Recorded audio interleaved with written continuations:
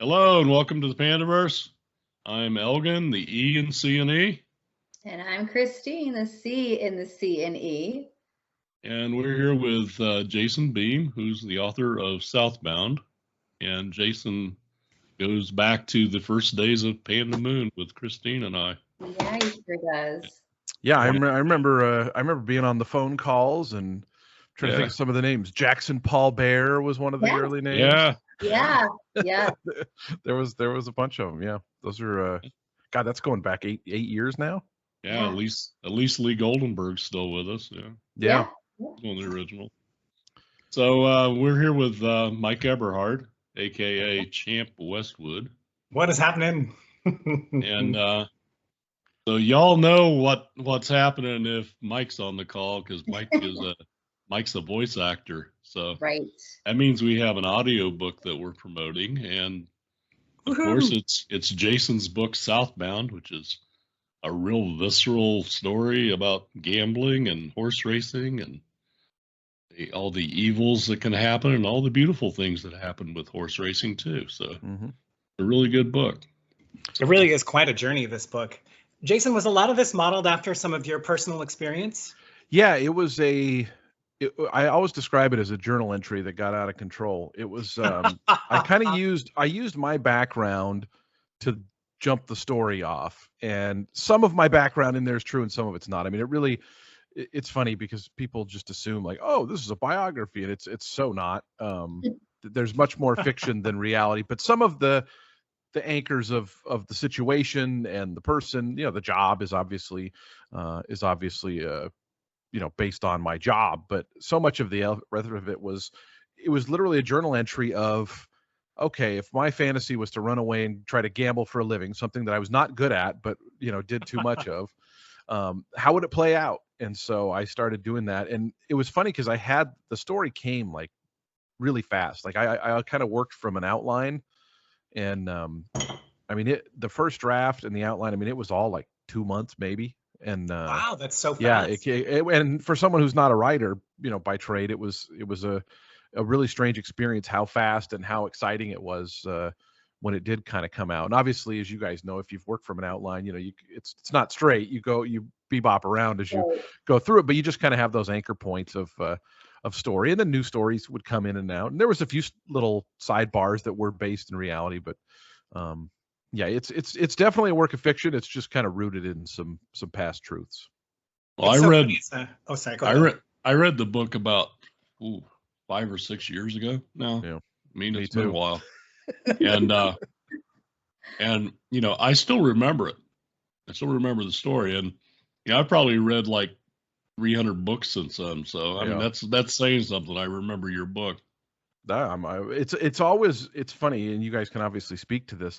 It's a strange thing to put a book out there, and it's almost even more strange when people read it and comment on it, because it's just something that for the first majority of its life is only between you, it, and maybe an editor. Right. And so it's it was so funny. The other day I was at work, and one of my boss's sons was in. We had some promotion that he was helping out on, and he was like, "Oh, I read your book," and it's always like, I feel like right then they know too much about me as it is. And so it's been such a neat experience though. Because you've gotten letters and emails from people who have read it, who, maybe had parents who were in gambling world or had gambling. I got a letter from a lady who was 80 years old, and she said that her dad had been a gambling addict and he was long dead.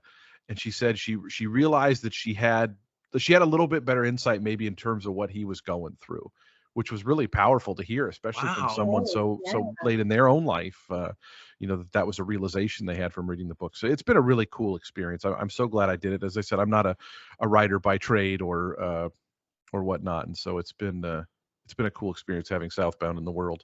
I have to share a funny experience with you, Jason. So I have a friend who listens to my audiobooks as we're in progress. And about, I don't know, midway through, she's like, this guy is such a jerk. I can't stand him. I really hate him. How can you even work with this author? I'm like, it's not the author. He's really nice. I talked to him on the phone. He's super cool. This is not a true story. My usual preface to this, because what's been funny is I'll go on a date with someone, and then they'll they Google you nowadays. That's kind of what it is. Sure. And usually it's a handful of horse racing stuff that's first, but the book ain't very far down the list as far as things. And so I've had people where I've gone on a first date where they've already read the book, and I have to give them the preface of, like, that's not me. Like, I really had to muddy him up. I needed him to be desperate. I needed him to be kind of a jerk.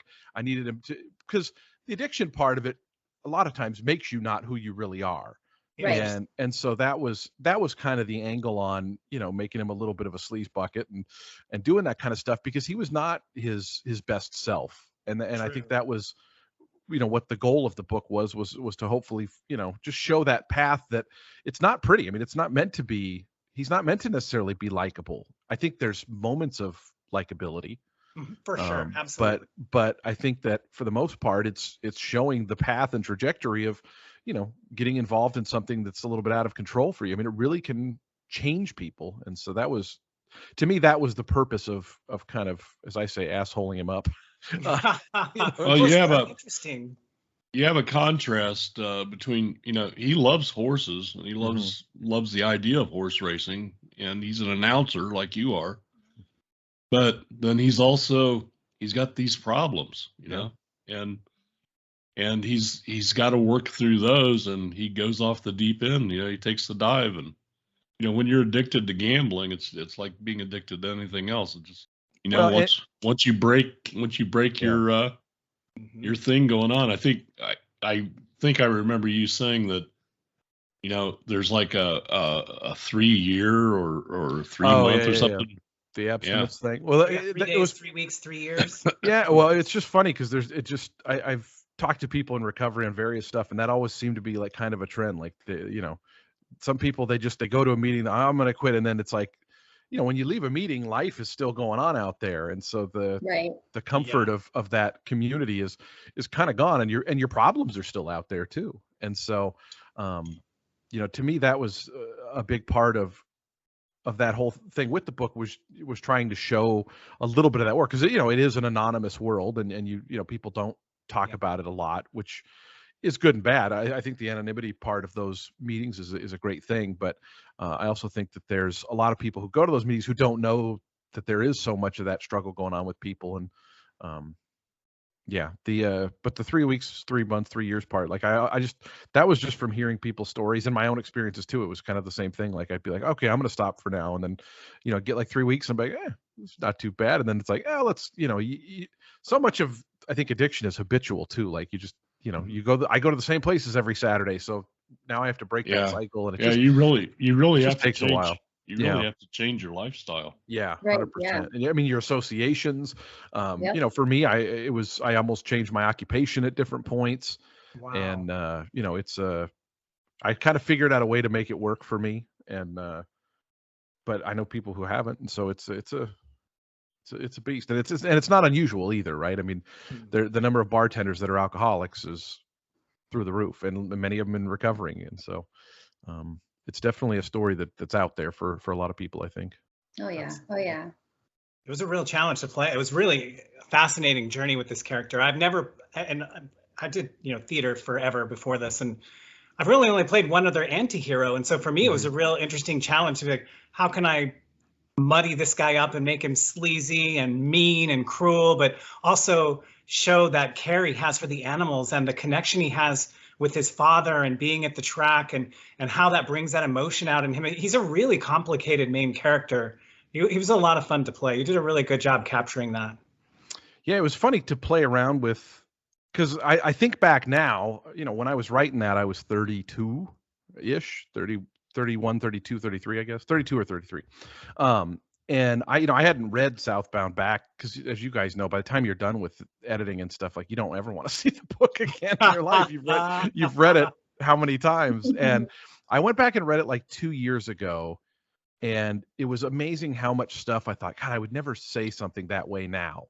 And I think in terms of the character, looking back at, that time in life, early 30s, and like for me, it was such a hard time personally, like with my anxiety issues and stuff. So I think it's very much a time trying to just figure everything out. And it's also an easy time, I think, to be susceptible to those problems, you know, which I guess there is many different times in life for that. But that just seemed to be for me a time when a lot of that stuff was getting exacerbated and was difficult to deal with. It's just it was a strength, you know, because a few years out of school, started to get a career as opposed to kind of bouncing around. And then, you know, inevitably, I think boredom is sometimes the most dangerous thing. You know, I was living in a city where I didn't know a lot of people.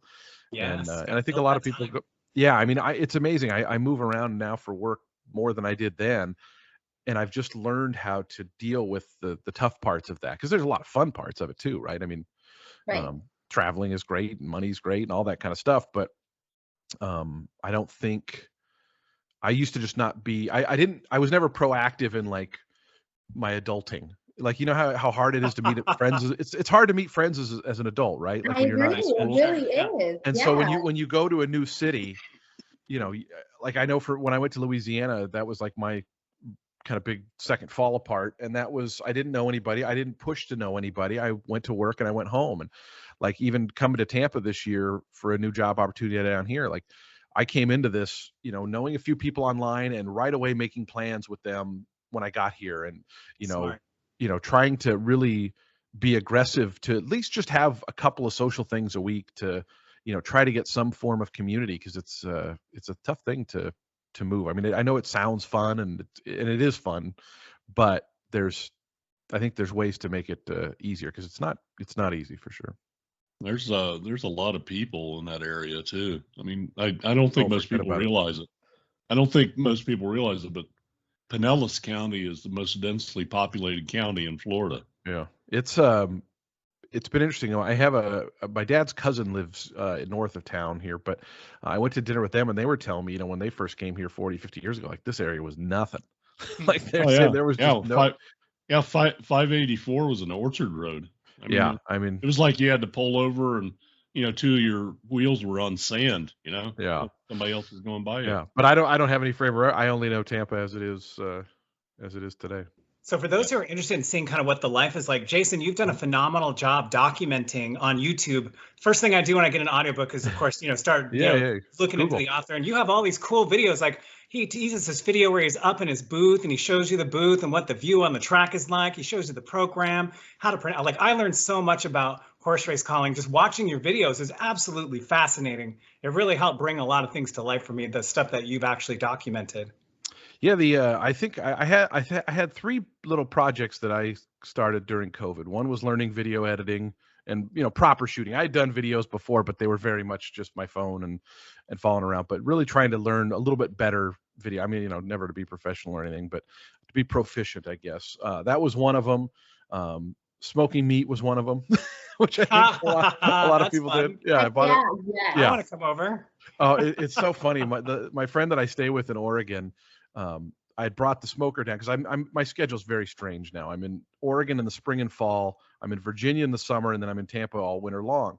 The Oregon time, I brought my smoker down in the spring, and then I was telling my friend, I said, I can't take it with me to Virginia, so I'll just leave it here. And so she started doing it. And then, you know, I'm back in the fall. And she has a great garden. So, you know, 5 nights a week, we're smoking, you know, chickens or turkey or whatever. I love it. We eat great. I lose 10 pounds every time I go to Oregon because all we do is eat meat and vegetables. And it's great. But when I was getting ready to leave, to come here, she's like, "Oh, are you taking the smoker?" I said, "I can't." I said, my car's full. And I told her, I said, "I am gifting you the smoker." So that was, and then I got really into watches too. That was my other COVID interest. But now the video stuff, I just like to have little journals. It's fun to follow, you know, because I have to drive cross country 4 different times a year.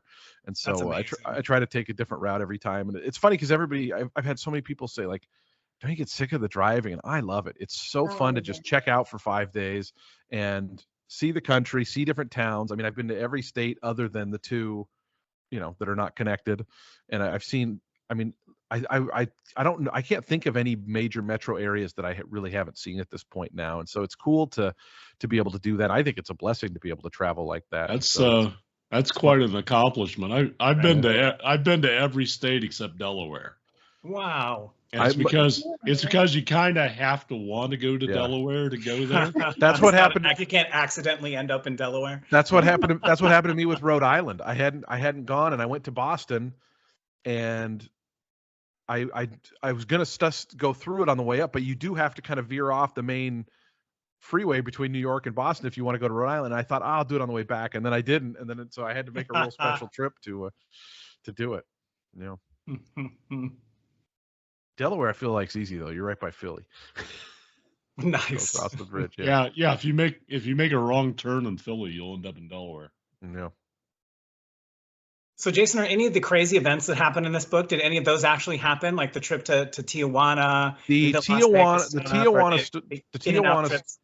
Tijuana story is 100% true. Really? Are you serious? That blows my mind because that's so crazy. And you know what? Honestly, I haven't read the book in a little while, but I'm about 95% sure that 95% of that is all what happened. It was my 19th birthday.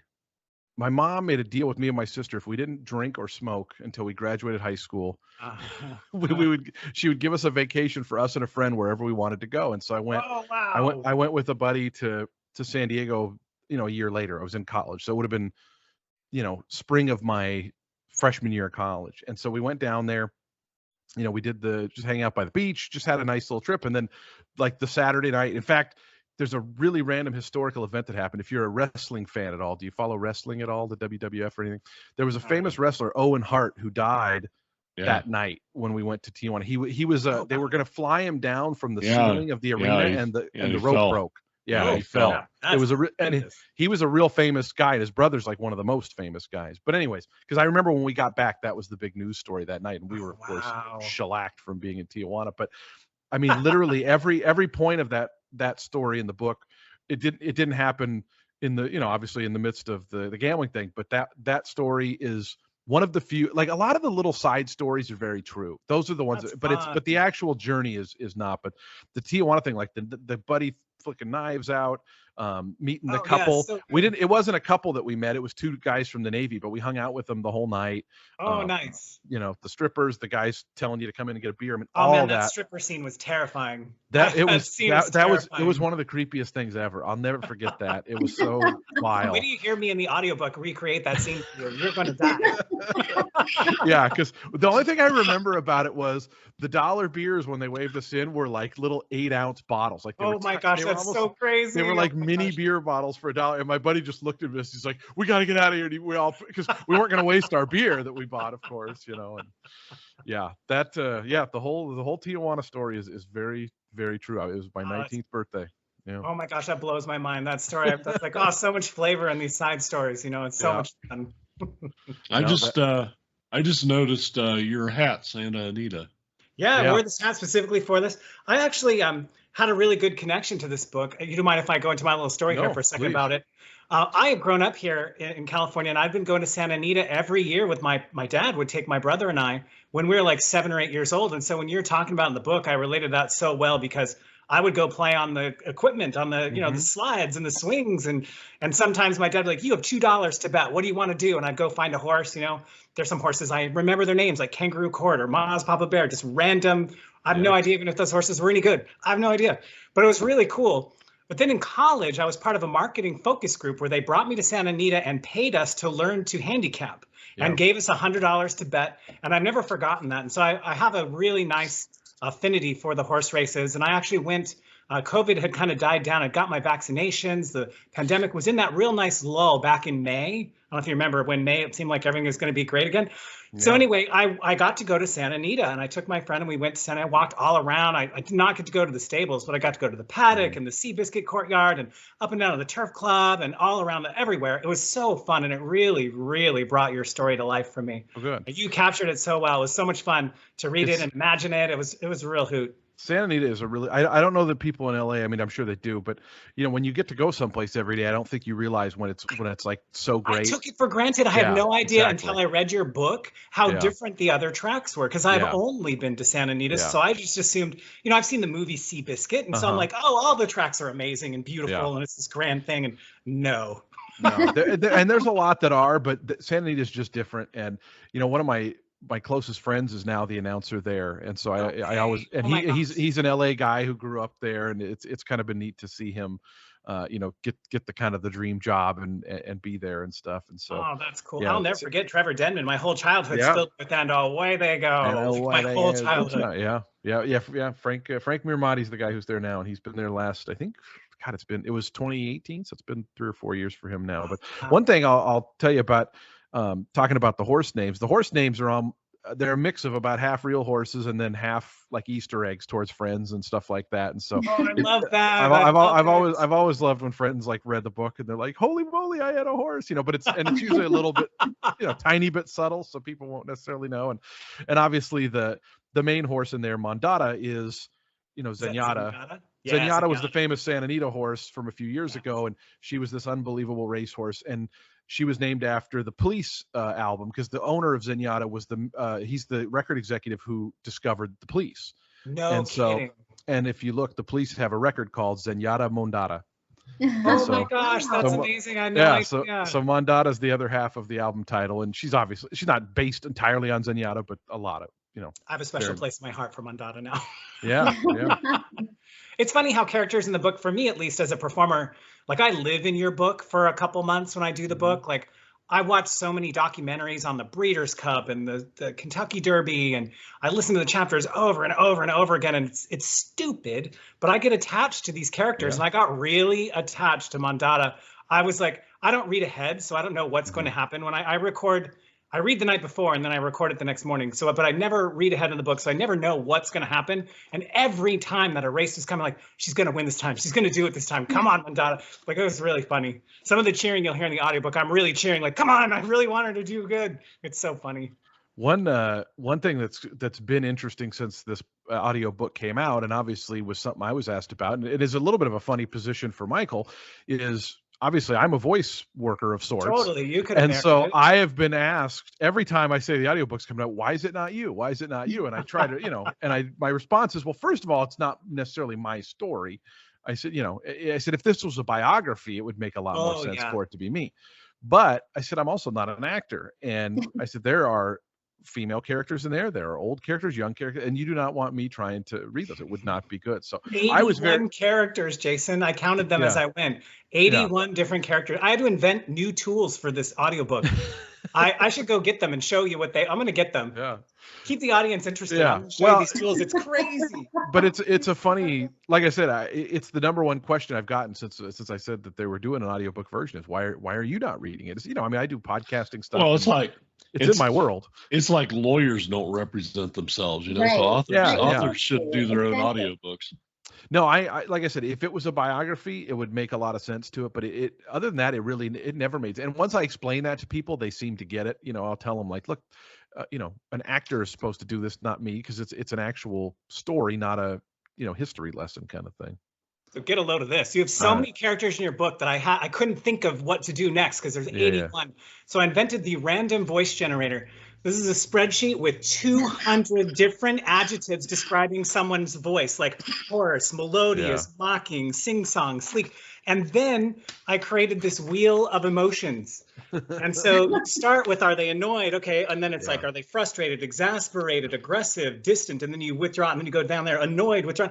Because every character is coming from a place, right? If they're a retail worker, their day's going good or it's going bad. And I have to decide what they're, because it doesn't say, you don't know if that Wells Fargo teller's having a bad day, a great day, or she's attracted to you, or should she eat a big meal? You don't know. And so I just had to decide, and it was so creative. I was like, all right, how to do the random thing. That added a lot of fun flavor. So I invented a tool for books just for your book. So you put like a little spinner wheel in the middle of that chart. So what I'll do for the emotion wheel is I'll just decide. So I'll pick random, like I'll pick a couple random terms off the random number generator, and then I'll pick an emotion and I'll see where it fits, and then I'll read the adjacent ones. Like, so frustrated, you can either be angry, aggressive, frustrated, or provoked, kind of in that little circle. And so you pick one, and I'll be honest, that when I pick one, it doesn't always translate, right? It doesn't always come out the way I want, but it comes out different enough. And so that's what you go with. Like, that sounds like a person. That's good. Well, what's funny is because Michael would send me the chapters in little clumps, and there was a little break there because I know you'd had a health issue. I got sick for about a month. Yeah, I couldn't work for about a month. But what was fascinating to me, and I know for a fact from talking to friends, I have a friend who he actually did one of the blurbs on the front of the book, but he's had a couple novels made into movies, and oh wow, the last one was Lean on Pete, and that was the one I did the horse racing voiceovers for in the movie. But he told me, he said, because when you write a book, obviously the characters are all in your head. Most of them don't exist, and most of them in Southbound had maybe would start out as like, oh, somebody kind of like this person, but then you change it. But the book is an experience in my head, but it's also an experience in every other reader's head, right? Like they get to create the world. I mean, that's the beauty of reading a book. But there's with the audiobook, listening to some of the chapters, it was that as well, because there was some times where I was like, this sounds exactly like it did in my head, and there's other times where it doesn't, not in a bad way, but just it's going to be your interpretation as the reader and the actor. And so and I think sometimes you guys, Christine and Elgon, can probably back me up on this, we're probably a little too attached to our characters or our thoughts that they're right, like an editor points out, oh, what if you did this, and it's kind of like, well, no, but of course, they're your babies, your creation. Yeah, and so it was interesting to and like I said, I was excited to have you do it and me not do it. So to me, I was excited to hear your interpretation of it. And as I was mentioning my buddy, but he had said about his book Lean on Pete, he goes, I loved the movie. It had a good heart. It was mostly true to the story. They obviously changed some of it. He goes, the only thing that really bugged me was, he goes, the kid was so good looking. Like he goes, I just never in my head had him as like a handsome kid. Isn't that funny? Yeah, and so it's just, but you read the book and he's described as a teenage boy with blonde hair and da da da da. And so it's like I said, because this isn't a visual thing, I don't have that to compare it to, but it's certainly there's an audio element to it that. What's it like to hear your work being brought to life by somebody else? It's strange. But I was very open to it, so it didn't negatively affect me. It was just different, because like good. I said, it's just a different sound. Because truth be told, what I hear when I read it is my voice, right? Of course, and so even the different sound, and I do think that'll be, in fact. Somebody at work said they had gotten the audiobook the other day, and they said that the first couple chapters of that was hard for them, but they said after a while they felt more comfortable with it, because I think they just expected to hear me, and they hear my voice every day. So it's it's a little unique of a situation in terms of that, but I think it's a good thing. I think you got to sometimes test your audience a little bit. Yeah, one of my daughters said that she couldn't read my book because she would hear my voice in her head, as opposed to her, in her monologue when she's reading. So, oh my gosh! When I read your books, I hear your voice in my head. Well, I think too. Small world. Well, I think that's true though, right? Like if you're reading a book of someone who or a character, if you read a James Bond book, you're going to probably hear a lot of James Bond stuff in Daniel, whatever I forget his name, but in his delivery and his voice. And so I think that's, like I said, that's going to be one thing for anybody who listens to this audiobook who knows in advance me or the story, is that they're definitely going to have to accept that reality. And like I said, I was happy to hear that it did, because they brought it up like it was a little weird at first, but then I got used to it. And so that's good. They settled in. That's good. Yeah. Well, I wish you could have come on and done all the horse racing calls. I love doing the announcing calls. I had so much fun with the horse racing, but it would have been super tight. It would have been fun to drop in like just one or two. It would have been amazing. There's still time. Let's do it. Just kidding. I wish we thought of that. I don't know why I didn't think of that. I'll have the next one. Yep. That's funny. So, Mike, you were going to read a passage for us? Yes. Absolutely. I'd love to read a couple of minutes of it. If you guys got the time, that'd be really fun. Absolutely. Yeah. I'm just going to start at the beginning. I just figured the first chapter is a nice place to go, and maybe we'll go. How much time do you want me to go? 3 minutes? Just go till I hit. That's fine. That's fine. All right. Well, let's see if I can find a natural breaking point here, or just yell at me and I'll stop. So we'll do chapter 1 of Southbound, or part of it. Here we go. Come on, you damn 5-horse! A man screams near the back of the room. He's standing just a couple of feet from the television, gazing up at the screen as his horse battles with another down the home stretch at Fairgrounds Racecourse in New Orleans. Even though the race is being run 2,500 miles from Portland Meadows, the action and betting are just as real here on television as they are in the Big Easy.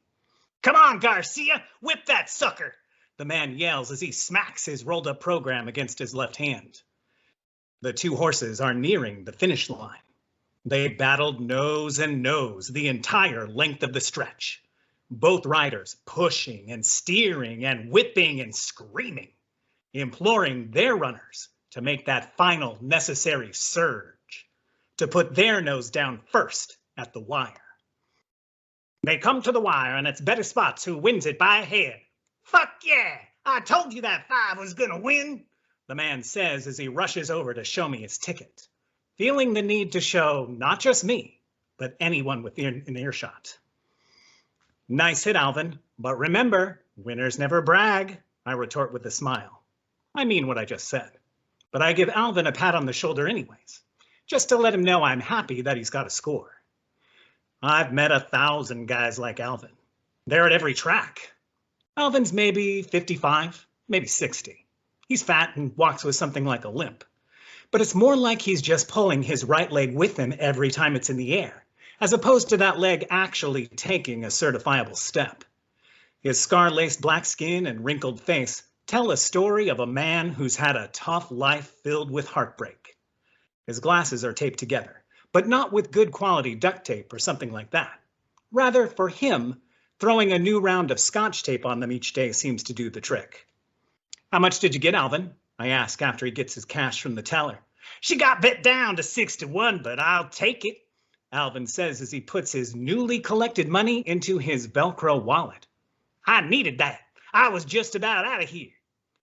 In horse racing, the odds aren't set until the race starts and the betting closes.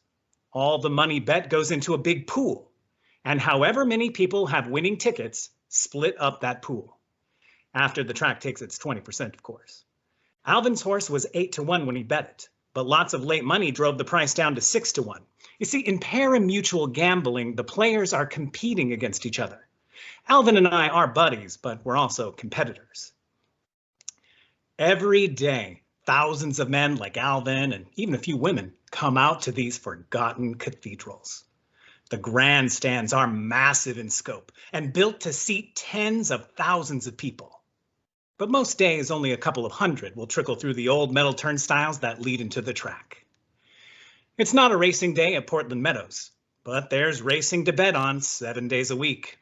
I work as the track's announcer, and on racing days, I'll be perched up in my solitary rooftop dwelling, describing the racing action as it unfolds on the 1-mile dirt track below. But today, I had to come down to fill out some paperwork. Plus, I don't really have anything left to do until my girlfriend Michelle gets off work. So, to pass the time, I walk around the joint talking to the everyday players. Some of them are looking to turn their $10 into 20, while others risk money that's not even theirs, trying to dig themselves out of the financial hole they're in. The place is sparse on a Monday afternoon, with maybe 20 guys spread out at different tables, all looking at the various televisions that show track racing from all over the states. There's a distinct smell of hot dogs and dollar tacos in the air, as most players will skimp on quality food in order to retain their money for upcoming bets. Hey man, how they treating you? I ask another guy. I'm not sure of his name, but I see him enough to at least say hello. Crappy, the man says as he looks back to his daily racing form, seemingly uninterested in a polite exchange. I pat him on the shoulder and step outside to get some fresh air. I walk up to the railing that borders the outside of the track and lean over it. The railing has been painted 100 times over the years, but the chips and nicks caused by the hundreds of thousands of race fans who have leaned against it still show through. It's my favorite spot to watch a race. That seems like a decent spot to call it. Yeah, that's a good spot. That was fun. Very well done. Thanks. Yeah. I got a couple stories based off what he said, if you want to hear them. Yeah, let's Sure. have it. Let's go. So the first guy talking about with the taped up glasses and stuff, very much based on someone. Really? Oh yeah, and I mean but like you said, there's 50 guys that are kind of his same story or attitude or whatever. But I'll never forget him one time telling me he was sitting at the front of the TV, and I said, his name wasn't Alvin, but I said, hey, what's going on, man? He's like, I'm debating whether to make this bet or go get a 2-piece. And I looked, and he was down to his last $3, and they had a $2.99 special at the local restaurant. Oh my gosh! It's Oregon. There's no sales tax, so if you buy something it's $2.99, it's $2.99. Wow! And I'll never forget that. And he ended up going and making the bet. He won though. If I remember correctly, he won. The bet anyway. But he literally said, he goes, "I'm choosing between dinner and making the bet." The other thing that came to mind was Michelle. Yeah. So the main female lead, I guess, throughout the story is 100% made up. Michelle was based on a girlfriend from shortly before I'd been writing it, but again, kind of just the background, and and nothing that happened to Michelle in the book happened in real life. And what was funny about that was I remained friends with the person who was Michelle was based on, and we still are friends. We talk once every couple of weeks. Oh, that's awesome. But Ryan in the book is not great to Michelle, and so there was a Christmas shortly after the book came out, so I guess 2014, where the person who Michelle was based on, their mom wanted a signed copy of the book. Oh my gosh, that's so funny. And so I signed it. I said, "Dear Natalie, everything in chapter 5 is bullshit. I treated your daughter like a queen." And I told Zachary, I go, "You need to tell your mother that did not happen." And so her and I, it's funny because her and I are still very good friends, and every once in a while somebody will ask about the book, or they'll ask, and they'll specifically mention Michelle. So I'll call my friend and say, "Oh, somebody was asking about you today." And yeah, but I always I remember, I go, "What do I put in this?" Because she's gonna read this and think I was a real dirtbag to her daughter, and gosh, I wasn't. That wasn't true. So. I'm gonna search your Craigslist history. Yeah. So funny. So fun. It's nice how many things are based on real things or little things that happened, and that's really cool. Yeah, I mean, it was definitely. I always tell people, read it as though it's fiction. If you want to know if something's true, I'll tell you. It's funny, the one that I get asked most about is the female lead. The track, Maria. People ask who that's based on, and it really is completely conjured up. It was not based on anybody, and so that to them is always disappointing. I usually say, a lot of the background stuff's true, but most of the story is not, and so just read it. Read it as that. If you have questions, I'm happy to answer it. I want to know about Mahoney. Is Mahoney based on anybody? A little, no, not in my head. I had him similar in appearance to somebody who was a trainer at Portland, but it was not not somebody I really. Yeah, I mean, not certainly more successful, but not anybody that It really was just in my head. I thought, okay, this guy is a tall guy, he's a bigger guy, he wears a plaid shirt, kind of thing. I mean, it really wasn't. None of the jockeys really, none of the none of them were based on anybody. What's really funny is when somebody comes up and they go, "I know who that character is." Mm-hmm. And does that happen a lot? And you go, "Who do you think it is?" And then they tell you, and you go, "Nah." It would be too obvious, for a lot. But yeah, I mean, the one I always get asked is about Maria, and that's it's really not, and people don't accept that answer. I've had a number of people who really? No, I think it's based on this person, and you gotta do composite characters, because especially if your story is close to true, okay, it's got to fit in a timeline, and you're bringing in other elements, because I don't know if you noticed it, but most of life is kind of boring. It's kind of slow paced, Yeah. And in a story, you can't do that to the readers. You got to have something going on all the time.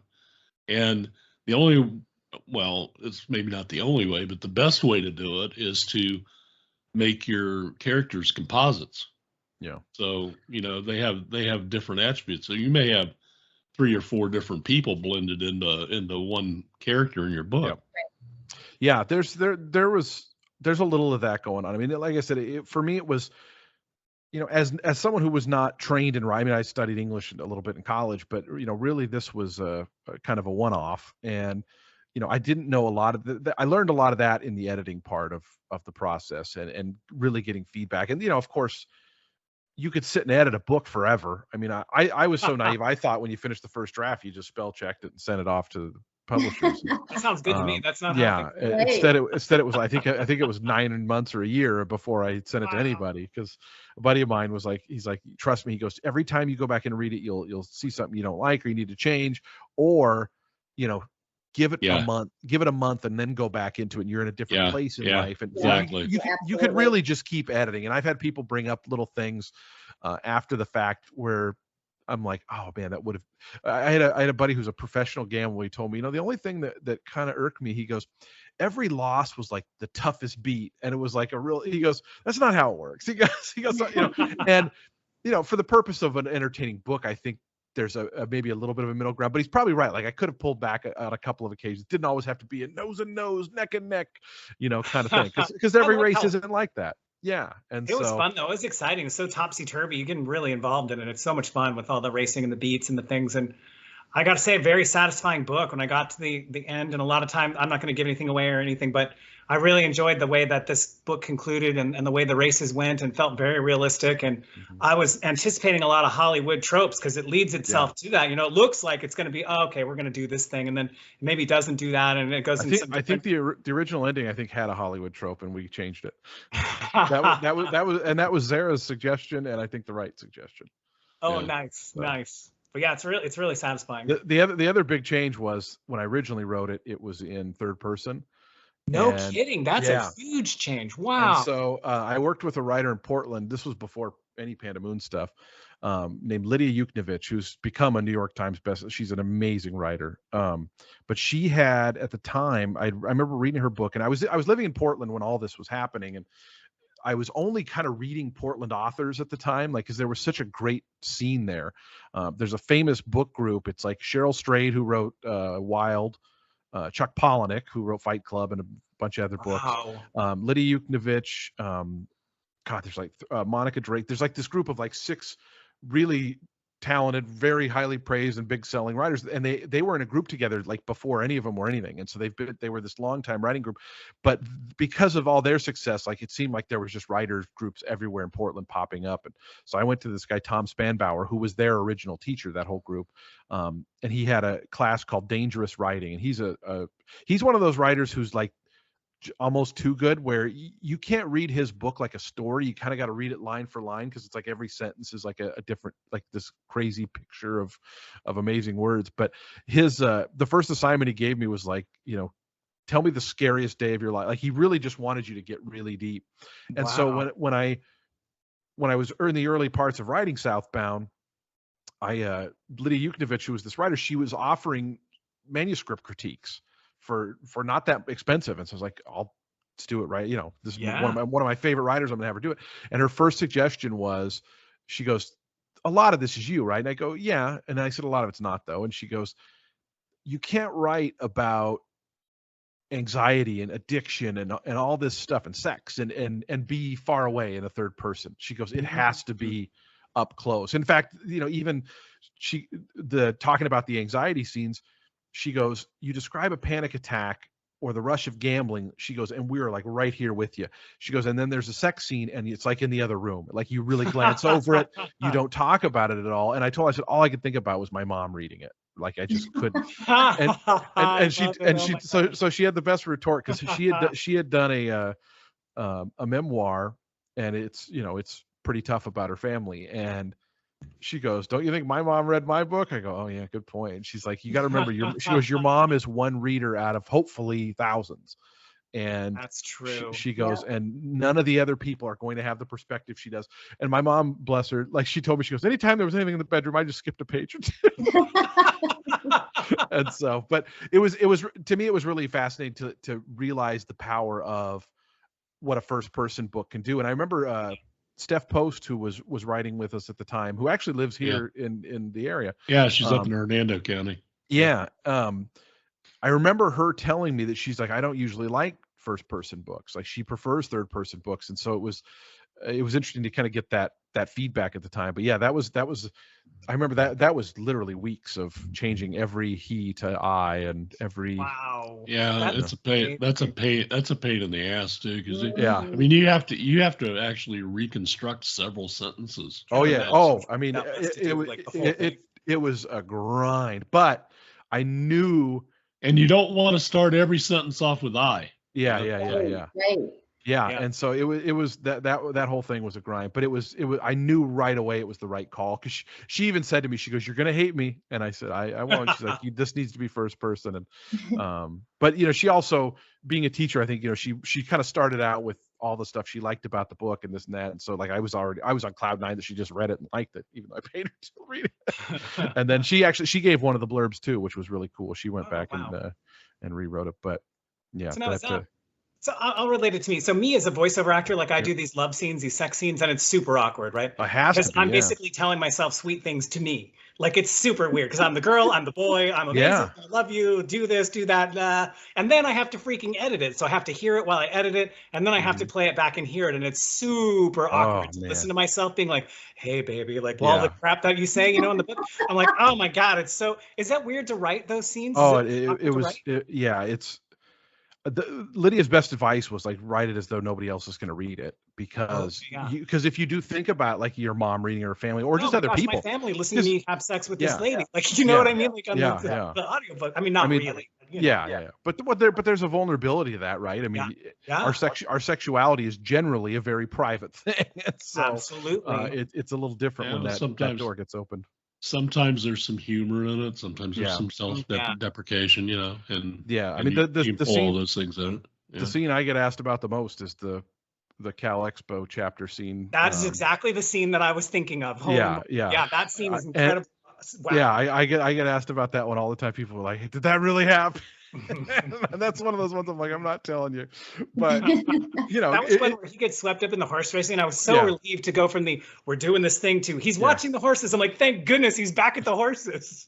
That's the one. It's so funny. But the thing is, I feel like a lot of like hardcore gamblers, like they kind of almost get that, right? Like if something's going on, because basically what happens is she comes in while he's in the middle of a race sequence that he's bet, and he's got a chance at a big score, and she's coming back from a party and wants to have fun time, and so the race goes off as fun time's happening, and you can guess what ensues. But he's trying to watch the race while doing things. Yeah, exactly. Play out well. But I just feel like a lot of gamblers kind of get that struggle of like, you go to a dinner, but like there's a great thing that happens every year, because Kentucky Derby is always in wedding season. It's always a Saturday in May, and there are videos that come out every year now of guys watching the Derby at weddings, and they're sitting like, come on, even though they're trying to be quiet because up on stage somebody's getting married or they're doing their best man speech. It's a really funny. Cheering for the horses. But they're doing it under their breath, right? It's a really funny little trope that's come out. But I think a lot of gamblers have been in that situation where you're trying to act like you're doing your regular job, or you're with somebody, and really you're wanting to see if your bet got in. You can get Southbound in audiobook on ACX. It is coming to other platforms very soon. Yeah, it's on Audible, iTunes, and Amazon at the moment, and it will eventually go to Barnes & Noble and pretty much any other international retailer you can think of. Yeah, so worldwide. Yep, worldwide. And it is a great book. So if you don't like audiobooks, you can buy the print book, or you can get it in Kindle, or I believe it's available on EPUB and general outlets there too. Yeah, Barnes and Noble. I know Powell's carried it. They were the big Portland independent store. I think they still have copies of it, which is kind of cool. That was cool. For me. That was for me the neatest thing, because Powell's is the most amazing bookstore in the world. Like if you ever get to go to Portland, Oregon, go to Powell's. Going to walk into Powell's and seeing my book on a shelf was the coolest. I'm going to do that, Jason. I am. Yeah. Truly the coolest experience. Got to be an amazing feeling to walk in and there it is. Yeah. Right. See your own book. They put it in the road trip. It was in the local authors section. That was the coolest moment of doing the book for sure. Aww. I've got some of my books in libraries. That was a good experience too. Yeah. Oh, wow, that's neat too. That's got to feel good too. It is. Yeah, it does. Yeah. Of course, you never know how long they're going to stay there. If the borrow rates are low on them, they pull them off and sell them. I don't know. It's been such a weird experience. Like as I said, having a book out there, it's an interesting thing. And when people say they bought it and read it, it's really cool that they for a little space of their life they spent time in your little world. Right, it's neat. I've got friends now listening to the audiobook, and they'll send me notes going, "Oh my God, I can't believe this race just happened and he didn't win." It's so funny to hear. It's such a joy. Good. It's good that you have you know, an entirely different platform apart from your writing. And it's like, you know, I do this. I've got you know, a social media platform that you support around your racing. And oh yeah, by the way, I've got this book. You know.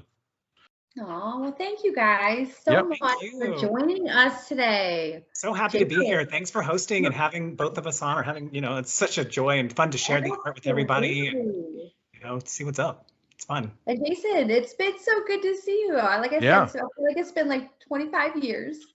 It's been a while for sure. Yeah. Yeah. Aw. Yeah. Yeah, we had the best class. That's why we're the alphas. You know. Get it? Number one. Number one. No, that's fun. This is really great. Thank you for doing this and having us on and putting it all together and editing and all, just everything, all of you. It's such a dream come true to do this work and to share it with people. And I don't know, it's just a joy to be a part of this community. So thank you. Yeah. Well, thank you for being amazing. We love books. We do. So fun. That's why we do it. All right. Take care, everybody. All right. You too, you guys. Bye. Have a great day. And if I don't talk to you in the meantime, have a wonderful holiday season. You guys do the same. For sure. You too. Take care. Bye. Hope you feel better.